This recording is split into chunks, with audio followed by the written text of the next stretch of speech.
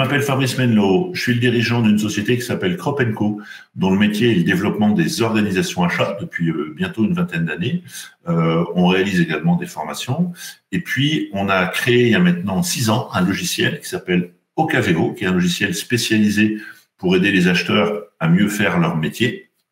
Et en complément de ces activités, eh bien, et comme j'aime bien ce métier achat, ben, j'anime un blog qui s'appelle apprendrelesachats.fr, où je diffuse du contenu sur le métier, je réalise des interviews, je vous donne la parole. Et c'est dans ce cadre d'ailleurs qu'on va partager ce webinaire. Voilà. Alors donc du coup, pour nous retrouver, c'est simple, vous tapez Crop & Co, Ocaveo, apprendre les achats, ça fonctionne. On est tous là et on est tous aussi connectés sur LinkedIn. Donc n'hésitez pas aussi à vous inviter les uns les autres. Hein. N'hésitez pas aussi à gentiment m'inviter. Moi, peut-être aussi avec vos coordonnées, je vous inviterai à rejoindre le réseau et la communauté. C'est aussi une manière de partager. Alors, aujourd'hui, eh bien, on est dans le cadre de ce webinaire que j'ai appelé « Et si on parlait achat ?» Pour ceux qui me suivent, ben, vous savez que c'est la 3e édition. On a fait un premier webinaire où on a parlé de ressources humaines. On en a fait un deuxième il y a 15 jours, on a parlé d'innovation. Et aujourd'hui, on va parler de vente. Et du coup, ben, pourquoi on va parler de vente et du coup, comment m'est venue l'idée d'organiser ce webinaire? Ben, premièrement, parce que ben, pour les acheteurs qui nous écoutent, vous le savez qu'il n'y a pas d'achat performant sans bonne relation avec des vendeurs performants. C'est pas vrai. Hein, on a besoin, voilà, et je le dis souvent, c'est comme dans le sport. Si on veut faire un bon match, il faut qu'on joue contre des bons compétiteurs. Et donc du coup, achat et vente, ben on est deux fonctions, deux typologies d'acteurs dans les organisations qui se rencontreront souvent. Voilà. Et nous acheteurs, souvent, on a besoin de bons vendeurs. Hein, et on va parler. Et je pense que c'est très réciproque. Deuxièmement, ces derniers temps, et j'allais dire ces dernières années presque, ben on a vu une relation entre les fournisseurs et les entreprises qui s'est un peu dans lesquels les fournisseurs ont pris beaucoup d'importance. Hein. Alors, je ne parle pas spécifiquement des problèmes de tension d'approvisionnement, mais du coup, on sent que cette dimension entre le fournisseur et son client, elle a changé. Comme je le dis souvent à mes clients, à plein d'endroits, ben, les vendeurs ont pris le pouvoir dans la relation. Et du coup, ben, cet enjeu entre les acheteurs et les vendeurs, elle est d'autant plus importante dans cette dimension de pilotage. Et c'est important de bien comprendre comment fonctionne l'autre si on veut pouvoir avoir un pilotage efficace. Voilà. Et puis, enfin, une des dernières raisons qui m'a poussé à organiser ce webinaire, c'est que j'allais dire, moi qui connais bien le métier des achats depuis très longtemps, voilà, c'est parce que je suis là depuis longtemps, et qui en plus travaille avec maintenant des directions commerciales, des vendeurs qui nous sollicitent pour nous dire « Dis donc Fabrice, viens nous raconter ce que tu dis aux acheteurs », parce qu'on sent bien que le métier a changé. Eh bien, quand je vois comment fonctionnent les acheteurs et comment fonctionnent les vendeurs, moi, je vous confirme que on se connaît pas beaucoup. On se connaît pas beaucoup et on a plein d'exemples, les uns et les autres, où une meilleure connaissance réciproque de nos métiers, de nos manières de faire, de nos pratiques, nous apprendrait beaucoup. Voilà. Et je pense que c'est essentiellement pour ça que j'ai souhaité faire ce webinaire. Donc aujourd'hui, vous l'avez compris, on va parler de vente, de commerciaux, de vendeurs et d'acheteurs, parce que ça, c'est mon terrain de jeu habituel. Mais du coup, le thème du webinaire, c'est la vente. Voilà. Mais comme vous le savez, j'aime bien faire venir avec moi des personnes qui viennent partager des convictions, des visions. Et aujourd'hui, j'ai décidé d'inviter Quentin Despas. Et donc, du coup, c'est mon petit moment d'angoisse du webinaire parce que c'est le moment où je vais chercher Quentin et m'assurer qu'il va bien me rejoindre sur scène, de venir avec nous. Alors, Quentin, Quentin, je l'ai connu il y a maintenant quelques années quand j'ai décidé de créer Ocaveo et de me dire peut-être que pour la première fois chez Crop & Co, on va devoir recruter des vendeurs, là où souvent, dans le métier du conseil, vous le savez, c'est le consultant qui vend souvent la prestation, sa méthodologie et un petit peu lui. Il y a beaucoup d'intuitu personnel dans le métier du conseil. Dans le métier de la vente de solutions logicielles, c'est un petit peu différent. Voilà. Et donc, du coup, je me suis beaucoup intéressé comment on vend bien un logiciel. C'est quoi vendre un système d'information achat? Et dans cet intérêt de ses besoins, j'ai croisé Quentin qui m'a beaucoup appris. Au passage, je le remercie. Et du coup, qui nous a aidé à mettre en place notre dispositif commercial pour commercialiser Ocaveo, et ça marche plutôt bien. Donc merci à lui. Mais je me suis dit que Quentin, il avait beaucoup à nous partager sur ce qu'était l'acte de vente, les cycles de vente, et ce que lui aussi attendait d'un acheteur. Voilà. Donc c'est pour ça que je l'ai invité, et du coup, hop, je l'invite maintenant à nous rejoindre. Je vais le laisser bien sûr se présenter, et puis ensuite, on va commencer.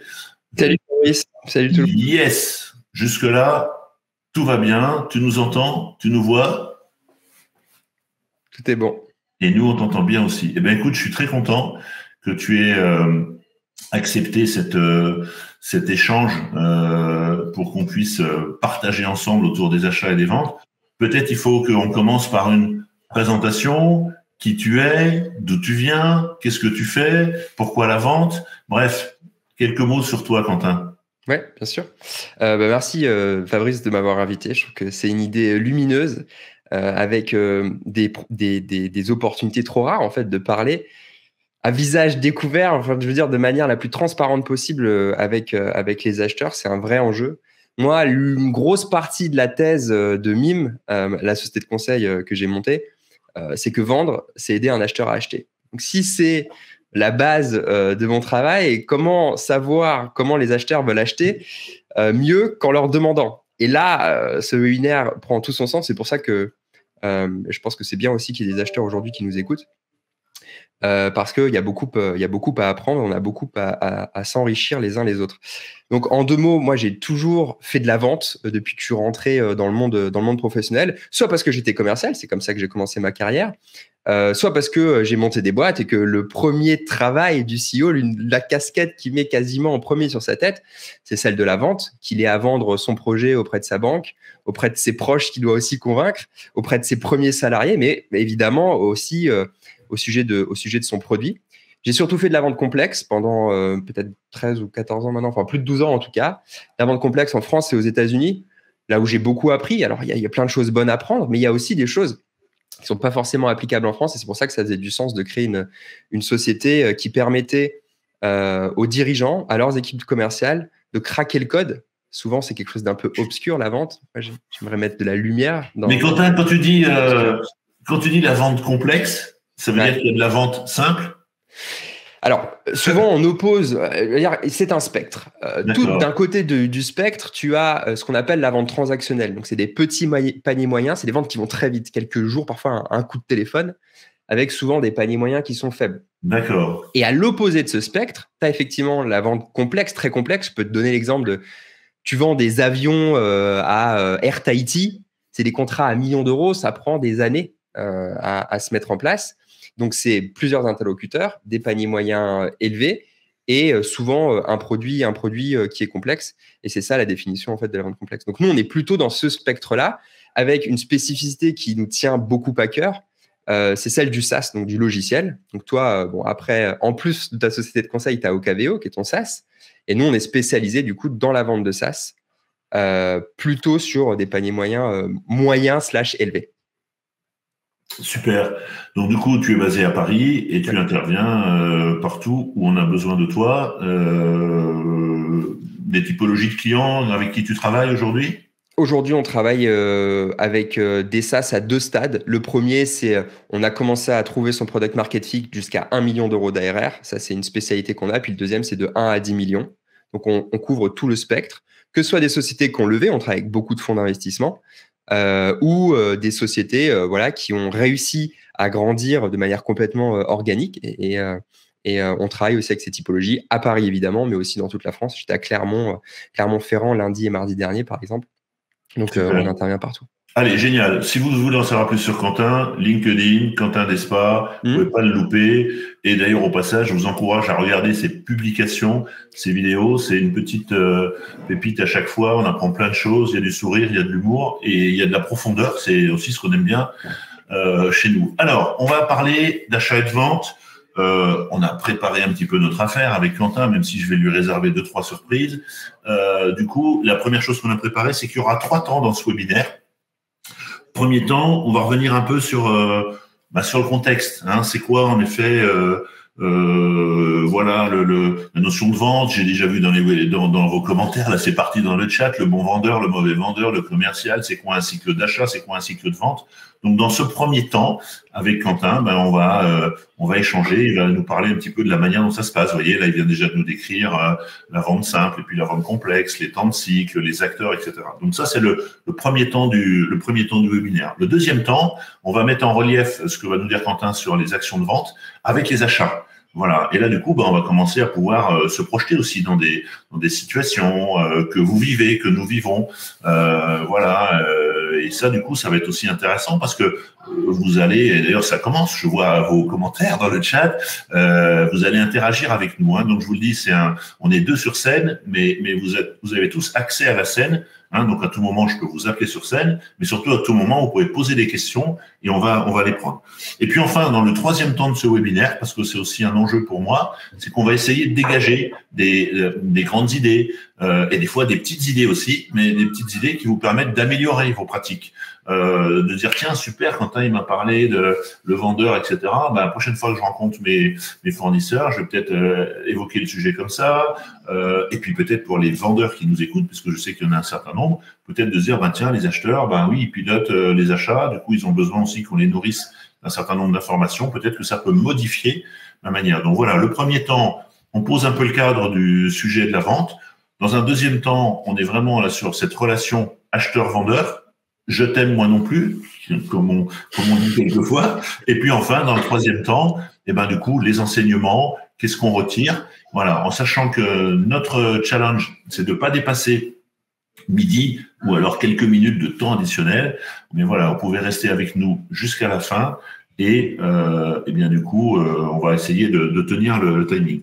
Alors, avant de démarrer, Quentin, et avant que tu nous parles un peu de la manière dont ça se passe, je voulais lancer un premier sondage et du coup, il y en aura peut-être d'autres, on verra. En tous les cas, j'avais imaginé celui-ci qu'on pourrait lancer. Hop, c'est parti.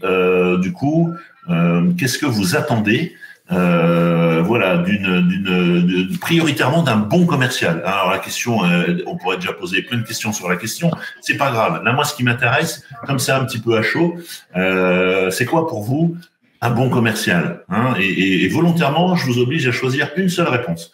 Donc du coup, on vous laisse quelques secondes. Quentin, tu peux aussi voter. Moi, j'ai voté. Ah, c'est fait. Ah, ben ça y est, c'est fait. J'ai voté. On va voir s'il y a des éléments. Pour l'instant, c'est assez. On a le droit de donner qu'une réponse, hein, c'est ça? Ah oui. D'accord. Ouais. C'est-à-dire qu'on va jouer ensemble à ce webinaire, mais je reste le maître du jeu. C'est ce qui me plaît. Cette notion d'arbitre m'a toujours plu dans la vie. J'ai toujours aimé être arbitre ou coach. Non, mais oui, parce que du coup, alors on aura des questions plus ouvertes peut-être tout à l'heure, mais on va déjà démarrer avec ça. Bon, du coup, c'est équilibré, c'est intéressant. Allez, si on regarde un peu la tendance, qu'est-ce qu'on se dit? On se dit qu'en number one, mais c'est très serré. Ah oui, il y a un onglet sondage. Ouais. Oui, tout le monde peut voir les résultats en fait. Hein. Ah bah oui, c'est tout l'enjeu là. On cache rien. Hein. Alors, qu'est-ce qu'on dit? On dit en numéro 1, réactivité, mais très vite bonne expertise produit ou service. C'est-à-dire qu'à la fois, quand l'acheteur il va chercher le commercial, il aime bien qu'on lui réponde rapidement, hein, et puis on citera quelques anecdotes. Et j'imagine que c'est assez réciproque. Quand le commercial a remis une offre, il aime bien savoir où ça en est. Mais aussi, on voit que l'expertise produit ou service, c'est important. Hein. Ce qu'il faut déjà avoir en tête, c'est que un acheteur, il s'occupe assez rarement d'une seule typologie ou famille d'achats. Hein, dans certaines organisations, l'acheteur, il a beaucoup de sujets et une variété de sujets à traiter. Et quelquefois, clairement, l'expertise du produit ou du service que l'acheteur a acheté, elle est côté fournisseur. Hein. Donc, du coup, je suis pas surpris que ça soit une attente forte des acheteurs qu'il y ait de l'expertise. À un niveau un petit peu moins d'expertise sur le métier. Et la bonne relation humaine, oui, mais pas plus que ça. Hein. C'est-à-dire que c'est mieux si tout se passe bien. Mais ce qu'on attend surtout, c'est la réactivité et de l'expertise sur le produit ou le service qu'on commercialise. Ce qui pourrait paraître normal, mais enfin, le fait que les acheteurs le citent, c'est un premier message aussi. Ce qui serait très intéressant, c'est d'avoir les deux questionnaires sur les populations acheteurs d'un côté et vendeurs de l'autre et voir l'écart de réponse. Allez, je vais le préparer là pendant que tu parles et puis on va essayer de le lancer. Tu sais que Alors, LinkedIn a mené une étude énorme là-dessus qui est très, ouais. très, très intéressante. Ils ont fait l'exercice. Bon, on pourra en reparler tout à l'heure, mais Et ben voilà, c'est compliqué. Ludovic, compliqué de dissocier les différents points. Je trouve, oui, je partage Ludovic. C'est un petit peu fait exprès, mais c'est pas évident parce qu'on a besoin d'un petit peu tout si on veut avoir un bon commercial. Quentin, comment ça se passe? Le cycle de vente. Tout à l'heure, tu nous as dit, il y a des ventes sur des achats simples, des achats complexes, de manière un peu standard. Alors, c'est compliqué parce que dans les acheteurs qui sont autour de la table, ben, j'ai vu un peu leur profil. Il y a des gens qui viennent de l'agroalimentaire, de l'industrie, du service, du secteur public, des réseaux de transport. Et pour autant, si on doit un petit peu essayer on va dire, d'harmoniser ces typologies d'achat, c'est quoi les grandes phases d'un cycle de vente? alors, tu sais que j'aime bien faire des réponses compliquées, mais c'est pas volontaire.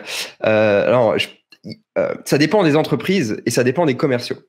Parce que si je reprends un peu ce que je disais au début, si on part du principe que vendre, c'est aider un acheteur à acheter, bah, ton processus d'achat, il devrait se caler sur ton processus de vente, pardon, tu vois, c'est un quiproquo. Ton processus de vente, il devrait se caler sur le processus d'achat de ton prospect, de ton acheteur. Ça, c'est dans un monde idéal. Après, culturellement, il y a des entreprises qui disent classiquement, qui ont un processus de vente donc tourné vers les commerciaux, qui dit je prospecte, donc avec un KPI de sortie, le nombre de rendez-vous. 2, je qualifie. Donc là, ça va être intéressant pour vous, acheteurs. Qualifier, c'est quoi? C'est que parmi les acheteurs, justement, les gens qui veulent entrer en contact avec une entreprise et ses services, il y a le bon acheteur et il y a le moins bon acheteur. Et donc ça, on doit les différencier avant de rentrer en relation avec eux. Donc le bon acheteur, je vous le dis, c'est quelqu'un qui a un projet dans un délai qui est viable pour l'entreprise. C'est quelqu'un qui a à peu près une idée de son budget. Ce qu'on essaye d'évaluer, c'est la maturité de l'acheteur au moment où il vient à la rencontre du commercial de l'entreprise pour savoir si le commercial il va passer du temps avec vous ou pas. Donc déjà là, je pense qu'en tant qu'acheteur, c'est intéressant d'avoir ça en tête. Dans beaucoup d'entreprises, vous serez regardé aussi pour votre maturité avant que les commerciaux décident d'investir du temps avec vous ou pas. On va y revenir parce que mais c'est super important ce que tu dis. Pourquoi? Parce que ce que tu nous dis là, quand on est aux achats, ça se traduit souvent par un commercial qui vient faire cette phase de qualification, de questionnement. Et quand arrive cette question du budget, ça hérisse les acheteurs. Et oui, ils disent c'est non, super. Je vous donne pas le budget. C'est passionnant. Mais ce que j'entends dans ta question, c'est que le fait qu'on parle de ce sujet, ça envoie plus une information sur l'état de maturité du projet que forcément savoir si on va payer 12, 14 ou 9. Hein, exactement. Très en amont du projet, la question du budget, elle n'est pas là pour savoir combien on va vous prendre, combien on peut vous prendre. La question du budget est là pour savoir s'il y a une cohérence. Tu veux dire plutôt combien on va accepter de vous donner. Je sens que cette blague va revenir souvent pendant ce webinaire. Elle va revenir. Et donc, c'est juste pour savoir s'il y a une cohérence entre l'enveloppe moyenne qui existe pour mon entreprise pour pouvoir travailler avec nous et le budget ou l'enveloppe qu'a en tête l'acheteur. Parce que s'il y a une incohérence totale, tout le monde perd son temps. Donc ici, on cherche à évaluer des ordres de grandeur. Et je dis souvent aux commerciaux, vous n'avez pas besoin de savoir le budget exact de l'acheteur. Vous avez besoin de savoir s'il vous parle entre 1000 et 10 000 et que votre projet il a 100 000, il faut arrêter tout de suite. C'est juste à ça que ça sert. D'accord. Et donc, du coup, ça reboucle sur une notion qu'on verra un peu plus tard. C'est que dans cette relation entre acheteur et vendeur, il y a une dimension qui est importante, c'est la gestion du temps et l'énergie qu'on va y mettre. C'est-à-dire que moi, je dis souvent aux acheteurs, quand on est dans cette dimension de mise sous tension de la relation, il faut y mettre de l'énergie parce qu'on y a un intérêt. Mais si, à l'inverse, on n'a pas réussi à être attractif côté vendeur, c'est compliqué. On n'a pas ce qu'on veut. Et quand on est dans un univers public, on peut même se retrouver avec des appels d'offres sur lesquels les entreprises se positionnent pas parce qu'on n'a pas réussi à être attractif. Et des fois, être attractif, c'est aussi parler des besoins et du budget, par exemple. C'est-à-dire, oui, on a le budget, on a le projet, on a le chef de projet. Et moi, c'est dans mes objectifs qu'avant la fin de l'année, ce projet soit mis en place. Et là, c'est clair que ça fait briller les yeux du vendeur. T'es d'accord? Ouais, exactement. Et ça, c'est aussi important. Juste pour finir, Fabrice, il y a quelque chose qui me semble important sur la question du budget. C'est que un acheteur, pour nous, qui ne connaît pas son budget ou qui ne veut pas le donner, ça peut être un signe alerte rouge et ça peut vous faire passer à côté d'une bonne relation commerciale. Quelqu'un qui ne sait pas le budget qu'il doit mettre, c'est quelqu'un qui n'a pas forcément encore vraiment réfléchi au projet, il est en train d'évaluer. Donc, c'est important. Et aussi, quelqu'un qui ne veut pas donner son budget, ça peut être quelqu'un aussi qui, ça donne le ton de la relation. Quelqu'un qui ne veut pas donner d'ordre de grandeur, on va être sur une relation conflictuelle. On va aller chercher, non, je ne veux pas, vous parler d'abord, ces petits jeux-là. Il y a beaucoup de commerciaux qui n'acceptent plus ce jeu-là, il faut le savoir. Et à l'inverse, hein, des acheteurs qui veulent travailler différemment. Ça, je pense que c'est important d'avoir en tête. Super important. Voilà, première idée forte, là, moi, je pense, de cet échange. Et là, c'est pour... peut-être c'est pour côté achat. Après, il y a manière de faire. Hein. Il y a une bonne remarque de de Julien qui nous dit que au lieu de demander le budget, on peut être dans des logiques de budget. Est-ce que vous avez conscience de ce que représente ce type de projet, etc. Et je trouve qu'en effet, et je partage ton regard, qu'un acheteur qui élude cette question, qui la repousse et qui veut pas l'aborder, en vérité, il se met souvent un peu une balle dans le pied parce que soit il envoie un signal à l'autre que, en vérité, on n'est pas très avancé, on est dans une phase presque de sourcing, ok. Mais du coup, moi, ça me dérange pas, vous voyez. Mais si je me positionne comme vendeur de ma solution, je suis contacté tous les jours par des gens et là-dedans, il y a des personnes qui font du sourcing et je joue le jeu. Par contre, je vais mettre une énergie adaptée à une phase de sourcing. Exactement, c'est exactement ça. Si par contre, lundi, il y a un appel d'offres et que la décision elle est dans 15 jours, moi, je peux vous dire que j'arrête tout ce que je fais. Je dis à Quentin, j'annule le webinaire, voilà, j'ai un gros marché qui m'attend. Et c'est comme ça qu'aussi on gère le temps. Et donc, je dis aux acheteurs, faites attention. Quand vous voulez pas vous positionner un peu sur ce sujet du budget, voilà. Et ensuite, moi, je dis toujours aux acheteurs, c'est pas parce que tu vas dire 10 que ça t'empêchera pas de négocier à 8, à 7 ou à 5 ou d'autres choses. Hein, je pense que l'idée de la fourchette et de l'ordre de grandeur elle fait du bien à tout le monde parce que, oui, exactement. Si on dit le budget, il est entre, vous pouvez donner presque de 1 à 10, c'est presque valable. Si je dis j'ai entre 10 et 100 000 euros de budget, si moi j'ai une solution à 80 ou à 20 000 euros, ça peut rester valable. Je sais que je suis à peu près dans les clous. Par contre, si j'ai une solution à 200 euros, donc si je cherche une solution à 200 euros et qu'en face c'est 20 000, alors, des questions qui démarrent. Juste, je voulais qu'on termine avant de prendre les premières questions. J'aimerais que tu as dit, voilà, le cycle de vente, la prospection, la qualification. Ah oui, la qualification, exactement. Ouais. On va revenir à ça. Ensuite, il y a l'étape des premiers rendez-vous, des premiers échanges. Donc là, vraiment, on va rentrer c'est là où les commerciaux ont besoin d'avoir de l'expertise métier et construire des conversations qui sont intéressantes. Dans une ère où les acheteurs, alors ça va être intéressant que vous me confirmiez pour les acheteurs qui nous écoutent, mais ils ont envie d'être de plus en plus autonomes et quand ils arrivent dans la relation, ils sont déjà hyper renseignés parce qu'il y a Google, parce que maintenant il y a ChatGPT, parce que voilà.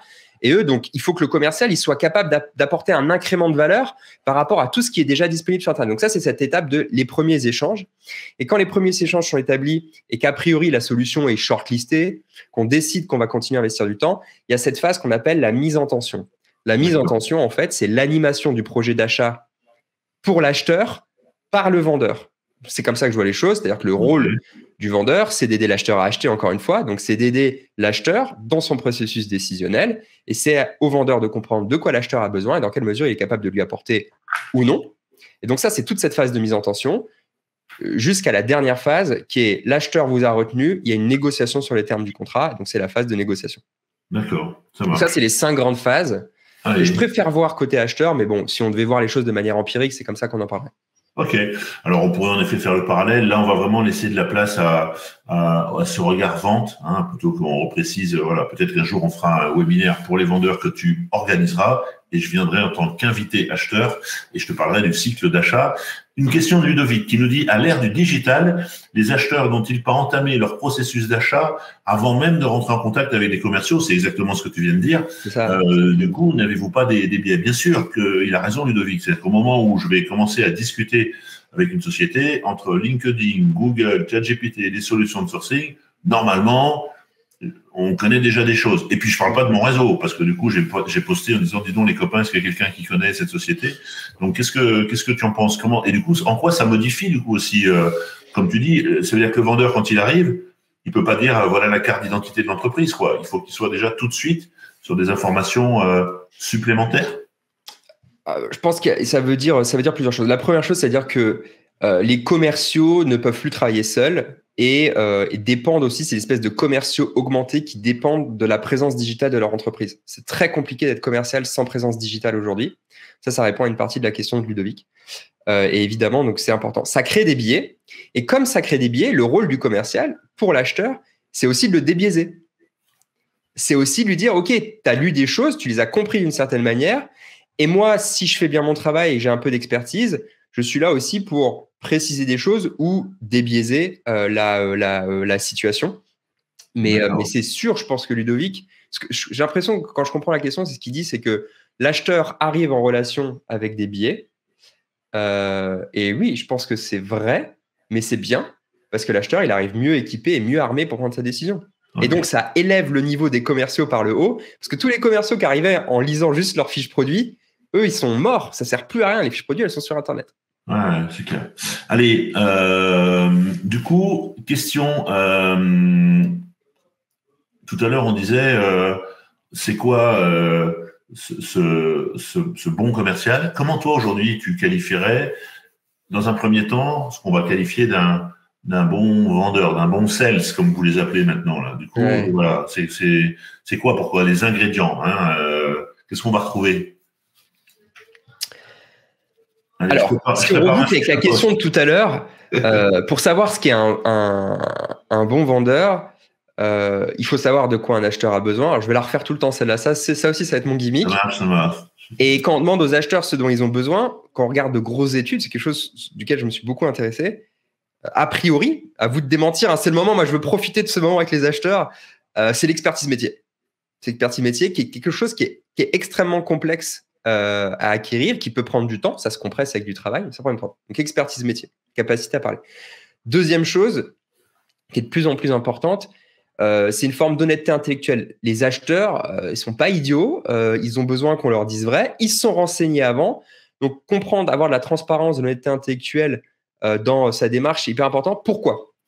Alors, parce que déjà, on veut sanifier les relations, mais aussi parce que ça distingue les commerciaux. Si on veut être performant, ton commercial doit être différent de tous les autres commerciaux, parce que les acheteurs, ils sont là, ils sont assis, ils voient passer tout le monde, les mêmes personnes tous les jours avec les mêmes méthodes, complètement désabusées. Par contre, quand l'acheteur, il voit quelqu'un qui a une démarche solide, qui répond aux questions correctement, qui sait dire, écoutez, monsieur l'acheteur, je ne sais pas répondre à cette question, mais je vais vous y répondre mardi avant 10h. Là, tiens, c'est bizarre, ce commercial, il n'est pas comme les autres.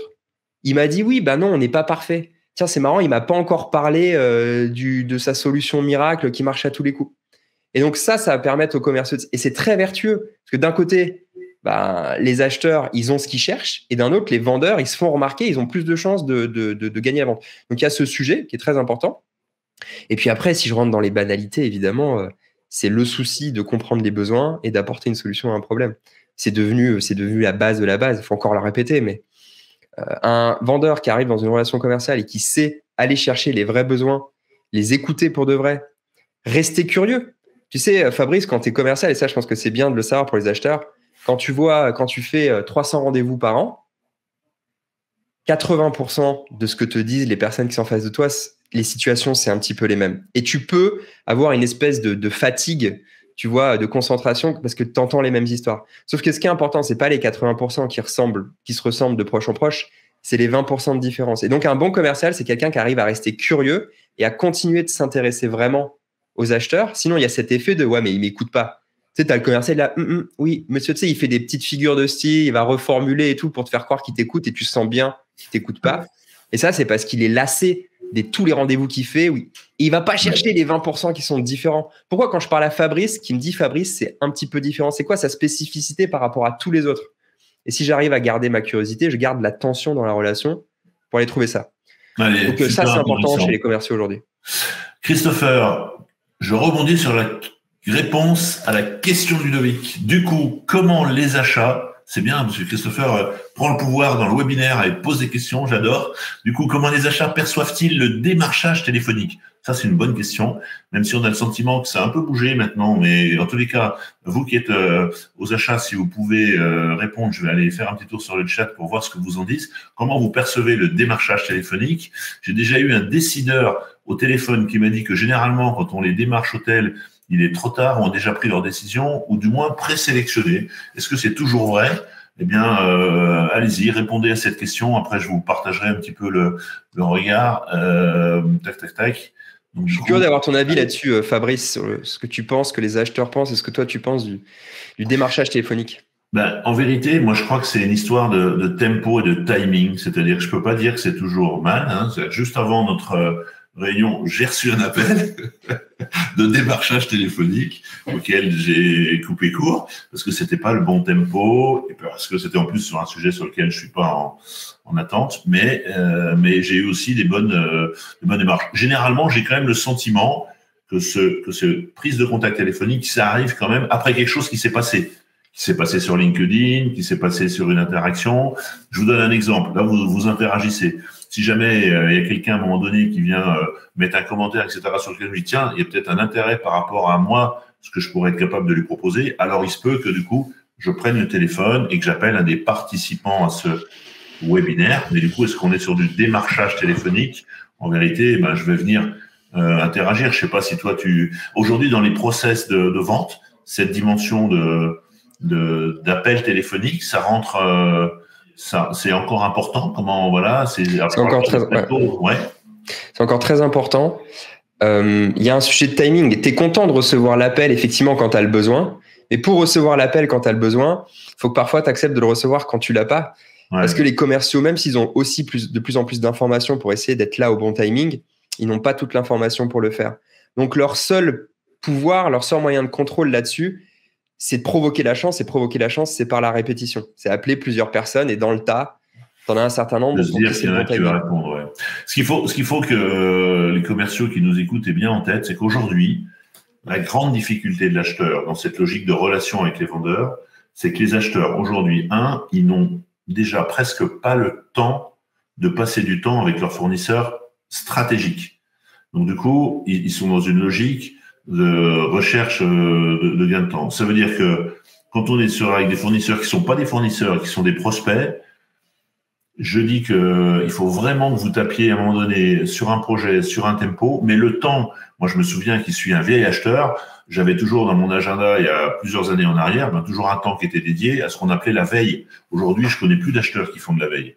Parce que du coup, ils ont déjà pas le temps de s'occuper de la relation stratégique de leurs fournisseurs, donc faire de la veille. Voilà. Donc, dans le meilleur des cas, ils s'inscrivent à des newsletters, et ils reçoivent des mails tous les jours qu'ils lisent pas, hein, et du coup, c'est compliqué. Donc, du coup, la prospection téléphonique, il faut vraiment que ça tape à un moment. Je pense que ça doit être compliqué, quoi. Voilà. J'ai l'impression qu'il y a une question de forme aussi, parce que, bon, déjà, si tu regardes d'un point de vue, d'un point de vue KPI, ça fonctionne. Donc, ça veut dire que les acheteurs, ils ont là une méthode qui leur permette de vendre et de satisfaire des gains. Maintenant, je pense que la question, c'est qu'est-ce qui fait que le démarchage téléphonique, ça peut être pénible? Ce qui fait que le démarchage téléphonique, c'est pénible, c'est que les commerciaux, parfois, ils veulent bien faire, ils veulent faire leurs objectifs, et je comprends parfaitement, mais tu sais, ils pushent à fond. Ils vont t'appeler 10 fois, tu leur dis non, ils essayent de, tu vois, non, mais vous dites non, mais pourquoi, tu vois, et toi, tu n'as pas envie. Tu aurais envie, oui, bonjour Fabrice, est-ce que vous achetez du papier en ce moment? Non. Ah ben d'accord, pas de problème, au revoir. Si ça se passait comme ça, peut-être que les gens, ils en auraient pas marre de recevoir des appels. Et je vois ce que Sylvia dit. Sylvia, elle dit souvent le démarchage n'est pas assez qualifié. Bah ouais, là, Sylvia, vous êtes victime d'un mauvais travail, je pense, des commerciaux qui cherchent pas. Maintenant, avec les outils de masse, c'est à la fois magnifique, mais c'est à la fois aussi terrible parce qu'on a accès à beaucoup de données d'un coup et c'est tentant de se dire, mais si j'en contacte 10 000, je vais faire plus de résultats que si j'en tape 1000. Ouais, là, je parle plutôt aux commerciaux, c'est faux, mais je parle aussi aux acheteurs. Moi, j'aime bien. Je suis désolé pour vous, mais vous êtes victime des mauvais commerciaux, il y en a encore, malheureusement. Nous, on se bat chez Mime pour qu'il y en ait de moins en moins. Mais oui, ça c'est pas acceptable, Sylvia. Mais c'est pas pour autant je pense qu'il faut. Non, mais regarde, moi j'aime bien. Alors j'aime bien la réaction de Sylvia, que je remercie de contribuer. J'aime bien celle d'Anissa, qui dit moi de mon côté, je fais une BA par semaine et je prends un appel de démarchage. Ah, mais c'est peut-être pour vous, Anissa, que vous faites la BA. C'est ça. Bon, qu'est-ce qu'on a? Antonin qui nous dit effectivement, le timing ne colle pas. Les bons démarchages que j'ai vus venaient des vendeurs qui s'étaient renseignés sur des dates de fin de marché public. Exactement, ça c'est une super information, puisqu'on sait qu'à un moment donné des marchés, il y a de l'information qui est d'ailleurs disponible en open data sur ces sujets-là. Et si vous faites bien votre travail de préparation, c'est pour ça que je dis que le démarchage, il n'est pas, on n'est plus dans les pages jaunes d'ailleurs qui n'existent plus, mais en tous les cas, on est vraiment déjà, voilà, là ça y est, j'ai des signaux qui se sont allumés. Et du coup, je prends le téléphone. Et là, je suis d'accord avec toi. Je pense que téléphone et mail, qui sont des outils un peu anciens, qu'on a un peu décriés, restent des bons outils. Moi, j'ai d'excellents résultats sur nos éléments de prospection par mail, parce que du coup, ça donne l'opportunité à l'autre de choisir son interaction, sa réponse ou pas, et quand il le veut, au moment où il le veut. Et je trouve que du coup, dans l'initialisation de la relation, ça fonctionne pas trop mal. En tous les cas, pour ce que j'ai Nous, ce qu'on suggère beaucoup, Fabrice, de toute façon, on en a parlé ensemble, mais envoyer un email, ça laisse le choix à l'acheteur. Il faut qu'il soit ciblé, ça laisse le choix à l'acheteur.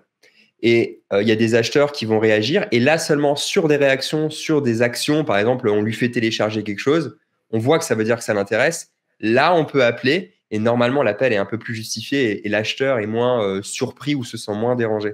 Je pense qu'il y a des démarches saines à mettre en place comme ça. Ouais. Ça peut être une idée. Voilà, J'aimerais bien savoir ce qu'en pensent les acheteurs. Eh ben, je vois bien, Frédéric, je me retrouve beaucoup dans ce qu'il écrit.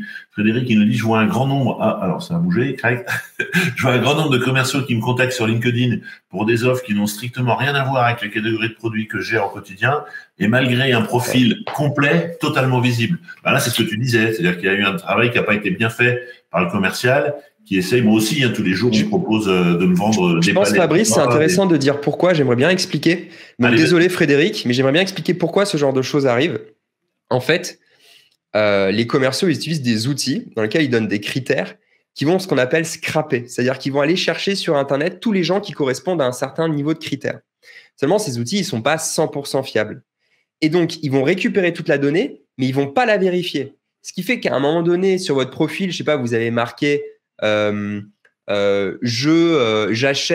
j'utilise des SaaS pour mieux gérer mes achats. Ils vont croire que vous êtes acheteur en SaaS et ils vont vous contacter parce qu'ils n'auront pas vérifié ce que le robot a trouvé sur vous. Et il y a vraiment ce problème de ce qu'on appelle, nous, du targeting, du ciblage qu'il faut faire main à la main. Et ce qui est bien en vente complexe, c'est que comme les paniers moyens et les enjeux sont forts, les commerciaux, normalement, ont plus le temps et acceptent d'investir plus de temps, de bien vérifier que chaque personne à qui ils écrivent corresponde au type d'achat et donc au type de vente qu'eux souhaitent faire. Tiens, j'ai une bonne... Alors là, on est au cœur du truc, là. J'ai une super remarque de Ludovic. Parce que franchement, on le vit tous les jours. Et il nous pose la question en disant, voilà, il me parle comme si je représentais les acheteurs, mais dans notre discussion, c'est un peu ce qui se passe. Du coup, Fabrice, est-ce que vous êtes toujours des bonnes portes d'entrée pour de la prospection, vous les acheteurs? Est-ce qu'un premier contact avec un technique afin de valider l'intérêt produit ne serait-il pas plus pertinent? Et puis dans un deuxième temps, on va vers l'acheteur. Qu'est-ce que tu conseilles, toi? Et puis après, je te dirai un petit peu comment nous, on réagit par rapport à cette approche-là. Tu veux que je commence par répondre à cette question? Ouais, toi, est-ce que tu dis au vendeur, plutôt que tu essayes d'aller appeler l'acheteur, va plutôt chercher le technicien, le DSI, le responsable comment tu joues avec ça? Alors, déjà, il y a deux choses. Moi, j'appelle acheteur toute personne en position d'achat. Donc, c'est pas forcément le métier d'acheteur. Aujourd'hui, il y a des vrais acheteurs, entre guillemets, dans ces métiers qui sont là, donc on va plutôt s'orienter là-dessus. Selon le type de produit qui est acheté, on voit effectivement que de plus en plus, le métier prend de la place dans la décision d'achat et l'achat vient en support, selon la taille des entreprises, selon plein de choses derrière, pour confirmer l'achat et aller de l'avant et peut-être éveiller sur des points que les gens qui sont en situation d'achat mais ne sont pas des acheteurs professionnels ne sauraient pas faire. Donc, on voit de plus en plus un déplacement de la décision d'achat final vers le métier, là, qui va sourcer parfois. Alors, je sais que ça ne plaît pas aux acheteurs, je sais que je vais me faire insulter dans les commentaires, mais dans les faits, on voit de plus en plus que c'est par le métier que commence la relation d'achat et qu'en fait, on est présenté aux acheteurs, dont c'est le métier, beaucoup plus tard dans la relation et au moment où il y a peut-être 2, 3 concurrents, voire plus personne, et on va nous mettre devant les acheteurs, je parle un peu crûment, pour les négos finales, pour dire bon, bah, c'est trop cher, pour dire on va te livrer plus vite, etc. etc. Donc, en ce sens, ça peut effectivement, et on le voit avec les sociétés qu'on accompagne, ne plus aller prospecter les acheteurs, aller prospecter les métiers uniquement. Ça soulage les acheteurs. Ils sont sollicités au moment où c'est sérieux et ça peut peut-être être intéressant. Maintenant, côté acheteur, tu dis qu'ils font plus de sourcing. Peut-être que tu peux nous parler de l'intérêt que ça aurait. J'adore ta grandeur d'âme pour soulager les acheteurs. Alors, ça, c'est un sujet. Voilà. À l'époque, il y a longtemps, je vais parler comme les vieux, les acheteurs, ils aimaient bien contrôler entièrement la relation. C'est-à-dire que moi, j'ai vécu dans des boîtes, je travaillais chez Saint-Gobain, on interdisait les techniciens à discuter avec les fournisseurs, on demandait aux fournisseurs, quand ils discutaient avec un technicien, de nous mettre en copie des échanges, parce que l'histoire, on la connaît. Toi, tu parles soulager les acheteurs. Moi, je sais aussi très bien que quand l'acte de vente a lieu avec le technicien, que le technicien va voir l'acheteur en disant « Tiens, je t'ai récupéré le devis, je l'ai déjà vu 4 fois, on est bon, il va t'appeler. Par contre, il me le faudrait pour mardi. » tu peux imaginer la tête de la négociation qui va arriver, quoi. Voilà. Ouais. Donc, elle est très pénible. Et d'ailleurs, j'ai de plus en plus d'acheteurs qui disent, moi, je négocie pas, passe la commande. Voilà, c'est plus mon sujet. Donc, du coup, tout l'enjeu de l'acheteur, bien sûr, c'est un peu au début de l'histoire. Le problème qu'on a, tu l'as dit, c'est que, lui, il se retrouve avec énormément de sujets et il n'a pas le temps à passer. Donc, du coup, là, il y a un petit peu on va dire, d'intelligence de situation. C'est-à-dire que moi, ce que j'explique aussi aux acheteurs, c'est que sur tous les sujets qu'ils ont à traiter, Monsieur Pareto, il va leur aider à dire, ça, c'est des sujets très importants. Et là, je vais aller dealer avec mon client interne, parce que c'est comme ça qu'on les appelle aux achats, pour qu'on fasse les échanges avec le fournisseur très tôt ensemble. Voilà. Et sur d'autres sujets, tant pis. Je prends le risque que ça se passe pas comme ça, mais c'est pas très grave parce que j'ai identifié que les enjeux étaient différents. C'est compliqué, en tous les cas, pour un acheteur d'arriver dans une relation qui a déjà démarré. Voilà. Parce que du coup, il va vouloir jouer un rôle et ça va être un peu, il va vouloir quand même prendre sa place alors qu'on lui a pas donné. Le fournisseur, s'il est sincère, il va se dire, attendez, moi, ça fait 4 fois que je vois le technicien. Pour moi, la négo, elle a déjà eu lieu, tu vois. Bref, c'est un jeu qui, généralement, est rarement bon, quoi. Ou alors, on fait tous semblant. Et c'est pas terrible quand même en termes de performance, quoi. Donc là, je pense qu'en effet, voilà. Mais il a raison, hein, notre ami Ludovic, c'est quand même ce qui se passe dans les faits. Hein, et on voit tout de suite. Je pense qu'il y a aussi une distinction entre les achats par appel d'offres et les achats sans appel d'offres. Je pense que par appel d'offres, effectivement, il y a un formalisme et une série de choses qui est peut-être plus utile à suivre. Ouais. Là où il y a des achats plus spontanés. En fait, il y a la question aussi de la réalité terrain, quoi. Aujourd'hui, dans une entreprise, quelle est la part d'achat qui passe toujours réellement par des acheteurs? Ce serait intéressant de le voir. Parce qu'en tant que vendeur, on peut pas. Nous, on a envie de respecter vos processus d'achat, évidemment. Mais la difficulté, c'est que parfois, c'est les métiers qui viennent nous voir directement. Et là, la vérité, quand on est commercial, c'est qu'on se dit, mais si on dit au métier, attendez, monsieur le métier, il faut passer par les achats normalement, on se tire une balle dans le pied, on le sait très bien, parce que ça va ralentir le processus, ça peut le complexifier. Et nous, notre job, c'est d'éliminer la friction entre le problème et la solution. J'ai jamais vu un commercial qui dit au métier, il faut vraiment que vous alliez voir les achats en premier. C'est magnifique. Est-ce que c'est une bonne raison pour faire remporter la vente?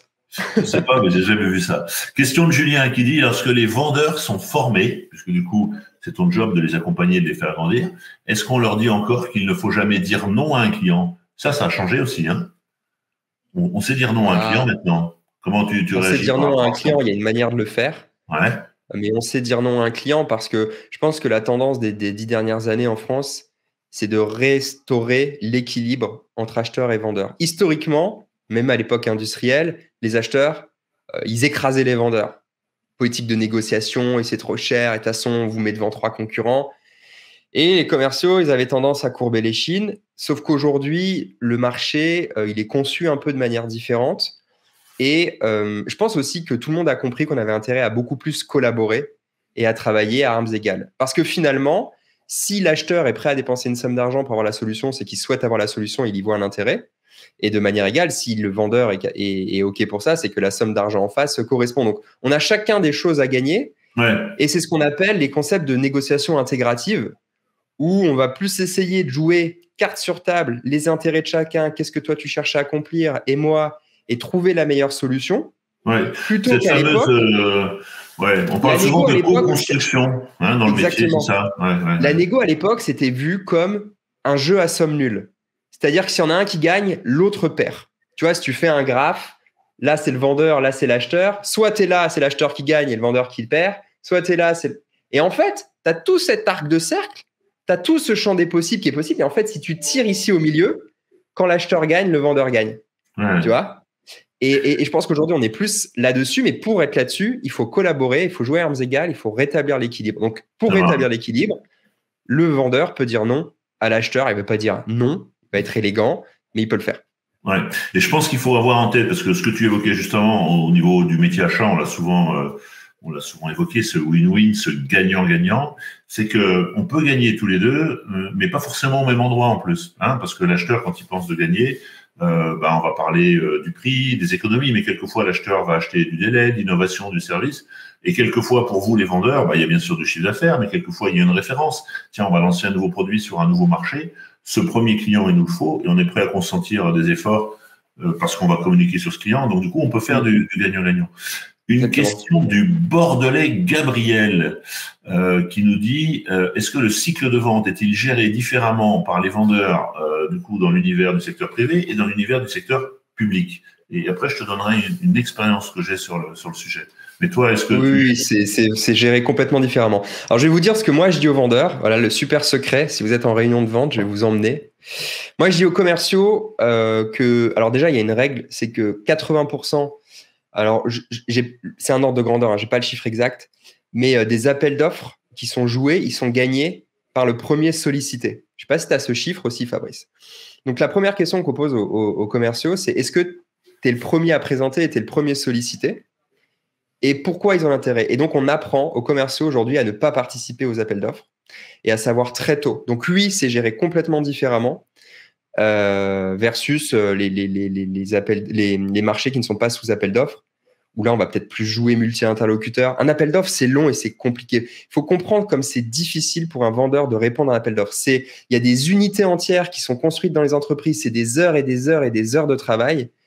Et de plus en plus, parce qu'on a cette stat en tête, on est très vigilant avant de répondre à un appel d'offres. On connaît. Il y a cette technique du lièvre. Fabrice répond à cette question. Nous, les commerciaux, disent mais est-ce que je suis en train de servir de lièvre aux acheteurs? Est-ce que je suis juste là pour poser une offre plus faible et qu'ils puissent négocier avec l'autre qu'il a déjà choisi? Cette question, elle est dans la tête de beaucoup de commerciaux. Du coup, on va faire tomber le mythe. Non, moi, j'ai jamais vu d'histoire de lièvre. Alors, bien sûr, des fois, c'est le sentiment qu'on peut avoir. Mais j'ai déjà vu plein de lèvres gagner. Hein. Donc, du coup, voilà. Hein. L'acheteur, il faut savoir que lui, il a des objectifs. Alors, plein de choses. Sur le public, ben oui, ça veut dire qu'il y a des règles, hein, voilà. Et du coup, mais tu sais, dans les acheteurs du privé, ils ont aussi des règles. Simplement, elles peuvent un peu évoluer. Dans le public, si les règles elles sont pas respectées côté achat et côté vente, on va se retrouver avec un appel d'offres qui va être déclaré infructueux. L'acheteur peut gérer, Tiens, nous la semaine dernière, on a contesté les résultats d'un appel d'offres qu'on a perdu, et donc du coup on a engagé un recours. C'est assez rare, mais on l'a fait parce que manifestement il y avait une distorsion de concurrence. En tous les cas, il y avait des choses très bizarres qui étaient annoncées. Bon, mais c'est assez rare. Donc du coup, oui, il y a des règles, et forcément, ça peut paraître un peu obscur. D'ailleurs, les acheteurs du public passent généralement beaucoup de temps à essayer d'embarquer, notamment des petites organisations qui sont moins rompues à toutes ces dynamiques de répondre à un appel d'offres. Hein. Et aujourd'hui, franchement, s'il y a des commerciaux qui m'écoutent dans des organisations qui n'osent pas trop aller vers le public pour ça, allez-y, foncez. Déjà parce que, vous êtes moins nombreux que sur les sujets privés. Et deuxièmement, c'est vraiment abordable. Après, je pense qu'en effet, là où tu as raison, et je crois que moi maintenant, ça fait 20 ans que je suis dans ce monde du conseil et que je réponds à des appels d'offres, si je dois faire le bilan, c'est vraiment excessivement rare le nombre de fois où nous avons gagné un appel d'offres en n'ayant pas eu d'interaction avec l'organisation avant la compétition. C'est-à-dire que si vous voulez gagner des appels d'offres dans le public, il va falloir faire un travail de fond pour vous faire identifier, pour rencontrer, pour partager, pour aller sur des salons, pour communiquer. Voilà, il y a peu de chances, parce qu'au moment où l'acheteur lance l'appel d'offres, il est clair que lui, il a fait un travail préparatoire, non pas pour choisir le fournisseur, mais il a fait un travail préparatoire, ne serait-ce que pour se dire, ce besoin, combien ça va coûter? Parce que quand l'appel d'offres il est parti, on va identifier le montant du budget. Voilà. Et comment identifier le montant du budget d'une solution de SI achat, par exemple, que je connais bien, si on n'a pas eu quelques discussions avec des éditeurs de SI achat. Voilà. Donc je peux pas dire que 100% des appels d'offres sur lesquels vous n'êtes pas identifié, vous allez les perdre, mais vous n'allez pas en gagner beaucoup. On peut quand même se le dire comme ça. Donc vous, dans le commerce, faut faire ce travail amont d'identification, sinon c'est plus compliqué. Après, ça veut pas dire que c'est pipé, comme j'entends des fois, etc. Non, simplement, on se connaît moins. Voilà, sachez que les acheteurs dans le public peuvent parler avec les vendeurs avant que la procédure elle démarre, parce que dès que c'est parti, l'acheteur dans le public, il a une obligation de rendre les choses égalitaires en termes de concurrence, de transparence, etc. Voilà. Ce qui est pas vrai. Vous, Fabrice, chez Crop & Co, vous accompagnez plutôt des acheteurs dans le public ou dans le privé? On accompagne des acheteurs dans le public et dans le privé, et on accompagne depuis maintenant quelques années des commerciaux qui, une fois encore, et ça c'est très intéressant, c'est là l'origine de notre webinaire de ce jour, c'est que les commerciaux, ils ouvrent les yeux grands comme ça quand je leur dis que les acheteurs, ils font des stratégies d'achat. Eh oui. Hein, parce que le commercial, il n'avait pas compris ça. Quand je lui montre un tableau de bord d'un acheteur, il peut pas imaginer ce que pilote un acheteur, etc., etc. Donc il y a vraiment ce travail. Et là où je te rejoins, c'est que on a accompagné un très très très très très grand groupe dans le monde de la téléphonie, voilà. Et du coup, on forme tous leurs vendeurs de l'univers public. Et c'est clair qu'il y a même des approches un peu différentes, avec des projets qui sont souvent très longs sur des dossiers importants. Et donc là, tu as raison, il y a des cellules qui sont créées pour répondre aux appels d'offres. Donc ça, côté achat, on n'a pas toujours conscience de l'investissement temps qu'un vendeur ou une équipe de vente va mettre pour répondre à votre dossier. Ce qui fait que le minimum que vous lui devez, c'est de lui donner de l'information au vendeur, qui a peut-être sacrifié son week-end à répondre à votre appel d'offres. Et après, pendant 3 semaines, c'est soirée, c'est week-end. Plus d'infos. Alors, c'est dîner avec sa femme. Je reviens son mari. Oui, toute situation personnelle n'est que purement fortuite. Allez, moi j'ai encore 1 ou 2 questions avant qu'on arrive dans la synthèse. Alors, on sait très bien, et on le savait avec Quentin, puisque nous-mêmes, avant de faire ce webinaire d'1 heure, on a passé des heures à discuter tous les deux. Donc du coup, on sait très bien qu'on a plein de choses à se dire. Et je vois aujourd'hui que vous continuez à chatter beaucoup et à poser des questions. Et peut-être qu'on aura des suites, peut-être qu'on fera des choses un peu différentes. C'est ça. Bon, surtout quand on s'est déjà marié, Christopher. On peut pas rejouer l'histoire trop de fois. Alors, j'ai une question pour toi, puisque du coup, on va rentrer dans la dernière partie du webinaire sur un petit peu les bons conseils. Mais aujourd'hui, est-ce que tu peux me parler un peu des outils qu'utilisent les vendeurs? Parce que du coup, là aussi, le digital, il a fait son œuvre. Et donc, du coup, comment ils fonctionnent, ces vendeurs? Bon, l'outil numéro 1 du vendeur, évidemment, c'est le CRM. Donc, c'est le logiciel sur lequel il stocke toute la donnée sur ses échanges avec les clients. Pour nos amis vendeurs, pour nos amis acheteurs qui nous écoutent, c'est votre SRM, le Supplier Relationship Management. Voilà. Nous, c'est Customer Relationship Management. Voilà. C'est ça, le CRM. On est bien frontière. Okay, ouais. Et donc, ici, on va stocker l'intégralité des échanges qu'il y a avec chacun de nos interlocuteurs. Et on va renseigner, on cartographie l'affaire, on appelle ça une opportunité, souvent une OP, le deal en cours. Donc, on va regarder si on sait bien qui est le décisionnaire, on va regarder s'il y a une maturité sur le budget, on va regarder si on est au clair sur le processus justement de décision côté de notre prospect. Voilà. On identifie tout un tas d'éléments et on a l'historique de la relation. Donc ça, c'est le CRM, c'est vraiment le b.a.-ba de l'outil. Deuxième outil très utilisé aujourd'hui, évidemment, c'est LinkedIn, qui lui va plutôt être un outil de prospection parce qu'il va nous permettre… LinkedIn, c'est le nouveau bottin, c'est une nouvelle page blanche, page jaune. Donc, il va permettre d'identifier. On donnait l'exemple tout à l'heure avec Frédéric, je crois, avec plus ou moins de succès, d'identifier les prospects pour aller les chercher en prospection et discuter avec eux.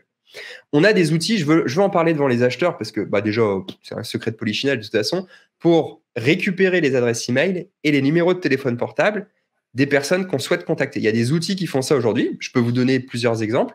Il y en a un qui s'appelle Lusha, Lusha, un qui s'appelle Casper, Kaspr. C'est des outils aujourd'hui pour les commerciaux. Quand on clique dessus, on voit votre numéro de téléphone s'afficher. Pas pour tout le monde, mais dans beaucoup de cas, ça fonctionne. Et pareil pour l'email.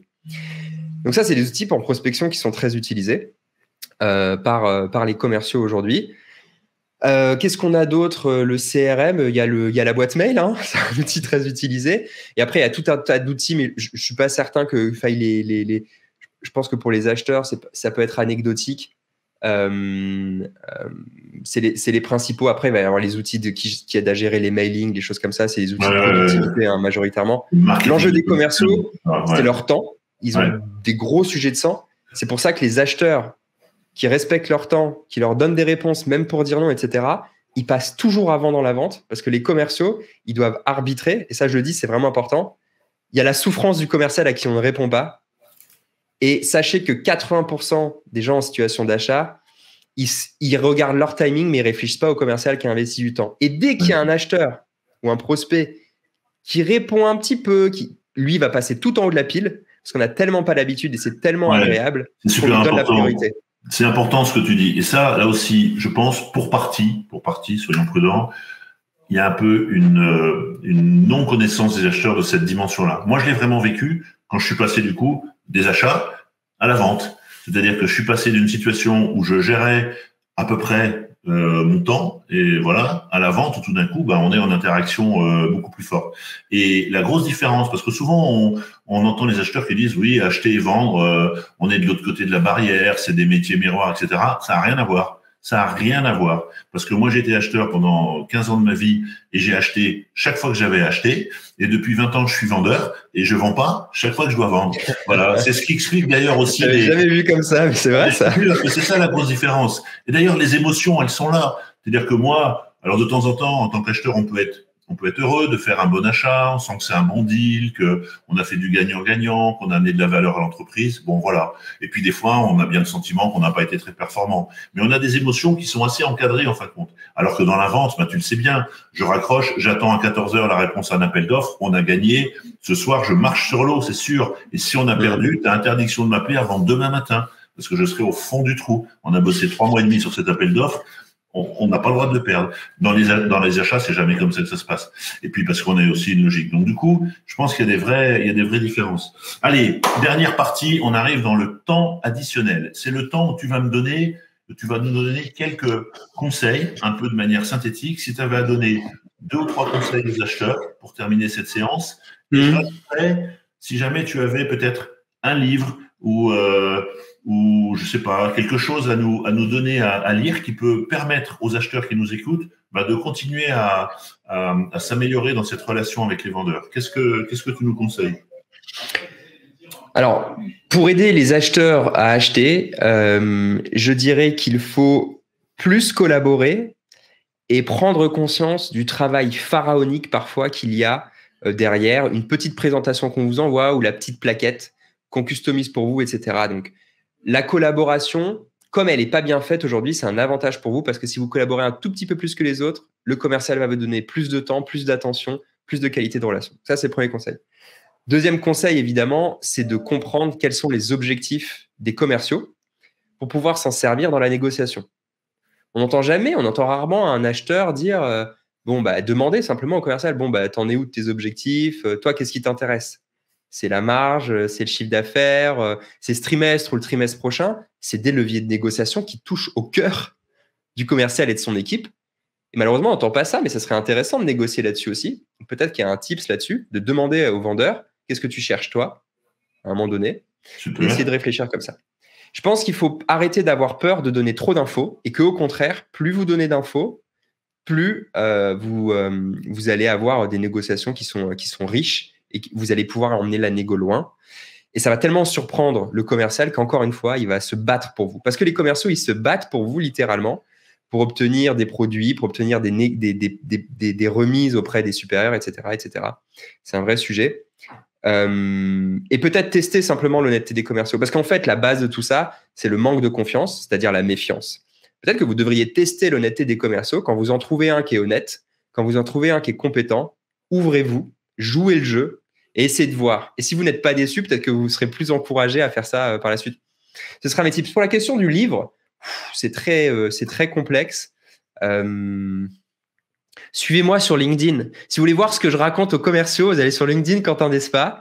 Vous allez voir que ce que je dis aux commerciaux, c'est de respecter les acheteurs parce qu'ils sont pas idiots. C'est de leur donner ce dont ils ont besoin. C'est de les aider à acheter. Vous allez voir et vous allez pouvoir vous mettre dans la tête des commerciaux pour mieux travailler avec vous. Donc, plutôt que de lire un livre, suivez-moi sur LinkedIn. Je vous avais dit, il est bon, hein, je vous avais dit. Alors, peut-être un point pour rebondir sur cette notion de confiance et de méfiance. Là, il y a 2 choses qui sont vraiment importantes et je vous dis, moi, je le vis tous les jours. Premièrement, quand vous accordez de l'attention à l'autre, d'ailleurs, c'est pas vrai que pour les relations professionnelles, vous avez un retour systématique tout le temps. Et des fois, l'exemple des acheteurs qui organisent du temps pour leurs fournisseurs, vous savez, ces conventions, ces séminaires, ces réunions, 1 fois par an, tous les 2 ans, vous réunissez vos fournisseurs stratégiques. Déjà, vous leur dites que c'est eux qui sont là et pas les autres. Vous leur parlez un peu du futur, etc. Comme c'est des opérations qui sont assez rares, je peux vous dire que l'impact côté vente, il est plus, et vous accédez à des niveaux de relations qui sont très, très différents. Voilà. Tout comme tu le disais tout à l'heure, passer un petit peu de temps pour expliquer pourquoi on a perdu, qu'est-ce qui est en train de se passer, etc. Moi, j'ai des clients qui m'ont appelé quand il y a eu le Covid pour me demander comment ça allait, comment allait l'équipe. Est-ce qu'on avait tout ce qu'il fallait? Est-ce qu'on n'était pas inquiet Vous voyez, ils m'ont pas. Et ben du coup, je peux vous dire que ces quelques clients-là, il n'y en a pas eu beaucoup, mais ces quelques clients-là, aujourd'hui, on est dans un niveau de relation avec eux. Ben, on se tire la bourre. Hein. Moi, je veux vendre cher, ils veulent acheter pas cher, etc., etc. Mais il y a un niveau. Ils peuvent nous demander beaucoup de choses. Voilà, on peut aller au-delà de ce qu'on est capable de faire, même si on aime bien faire beaucoup de choses chez Kropenko. Voilà. Et donc, je pense que de porter l'attention à l'autre, vous avez beaucoup en retour, quoi. Voilà, beaucoup, beaucoup. Y compris quand vous dites à un commercial qu'il a perdu, pourquoi il a perdu et pourquoi peut-être demain il pourra gagner. Ça, c'est un temps que vous prenez pas toujours et je trouve que c'est dommage. Donc le livre, il y aura pas de livre. Donc c'est le livre que Quentin est en train d'écrire et qui va vous vendre sur LinkedIn dans pas longtemps. C'est ça? On est parti dans plein de directions. On avait prévu plein d'autres choses, mais c'est pas grave. On a interagi un petit peu comme on a pu sur le sujet. Ça veut peut-être dire qu'il y aura aussi des suites un peu peut-être organisées sur des thématiques si jamais il y avait besoin. Donc vous pouvez continuer à nous suivre. Le 29 juin, pour les directeurs achats qui nous écoutent, on crée pour la première fois en France un escape game sur le thème des achats. Voilà, avec un trophée. Et donc, du coup, on a quelques équipes qui sont déjà inscrites. Voilà. Alors, du coup, on va réfléchir à ça et on pourrait faire un truc drôlement sympa. Et pour les acheteurs qui m'écoutent, mais pour les autres aussi, le jeudi 6 juillet à 11h, le prochain thème de notre webinaire, et si on parlait achat, on va évoquer le thème du salaire des acheteurs avec Muriel Creighton, qui est la dirigeante d'un cabinet de conseil qui s'appelle Charisma, conseil en recrutement et en motivation des acheteurs. Donc, on parlera salaire, entre autres, des acheteurs le jeudi 6 juillet. Quentin, je te remercie du temps et de tout ce que tu nous as dit. Un dernier mot ? Non, merci à toi Fabrice. Voilà, on a appris beaucoup de choses. J'invite ceux qui souhaitent, qui n'ont pas répondu, qui n'ont pas eu de réponse à leurs questions, qui se posent encore des questions sur les acheteurs et ou les commerciaux, à le mettre dans le chat. On pourra peut-être mettre les réponses un peu plus tard s'il y avait encore des choses que vous demandez. Merci à tous ceux qui ont participé. Mais en tête, c'était un vrai échange parce que on n'a pas respecté le programme, mais en fait, c'est parce qu'on a échangé avec vous. Donc ça, c'était vraiment top. Merci pour l'idée. Et puis, bon courage avec les commerciaux et bon courage avec les acheteurs pour les commerciaux qui étaient là. Ouais, super. Vraiment, merci à tous.